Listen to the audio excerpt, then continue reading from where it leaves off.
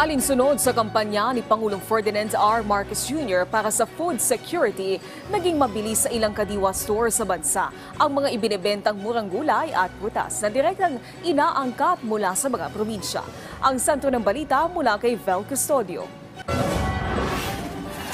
Katuwang ng kadiwa ng Pangulo ang Small Business and Cooperatives Development Promotion Office ng Quezon City sa pagpopromote ng mga produkto mula sa maliliit na negosyo. May mga kakanin po, ayan, may ibos, may suman na kamuting kahoy, may malagkit. Malaki rin yung pakinabang kasi yung 2 araw kahit papaano may ikita naman po talaga. Lalo na pagka nakakaubos, medyo malaki po. Para sa akin po, nakakatulong po sa akin as a single mom kasi tawag nito, nung 2 kong anak nag-aaral sila ng college.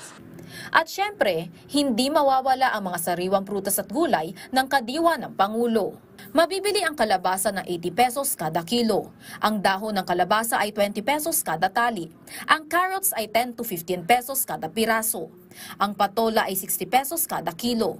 Ang talong ay 20 pesos kada 3 piraso. Para sa presyo ng prutas, mabibili ang orange ng 100 pesos kada 4 na piraso.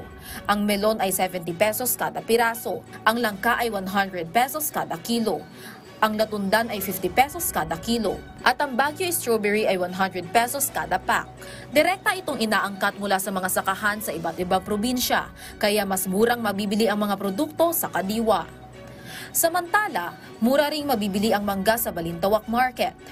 Sagana kasi ang supply ng mangga ngayong summer. Mabibili ang kalahating kilo ng Carabao mango ng 20 to 45 pesos. 20 to 30 pesos naman ang kilo ng Indian mango, depende sa laki. Dagsa po kasi ang mangga ngayon kahit po saan lugar meron po. Pangasinan po. Pangasinan, Nueva Ecija, Bulacan, Tanay. Malaki po ang binaba niyan.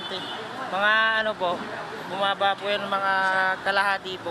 Mahigit 50 sako na mangga ang ibinabagsak ngayong araw. 100 kilo ang bigat ng kada sako ng mangga. Mura ding mabibili ang tumpok na mangga sa kadiwa ng Pangulo sa 100 piso kada 6 na piraso. Alinsunod ito sa layunin ng Pangulo para sa food security. Bukas ang kadiwa ng Pangulo Store sa Quezon City Hall mula 8 a.m. hanggang 5 p.m. Vel Custodio para sa Pambansang TV sa Bagong Pilipinas.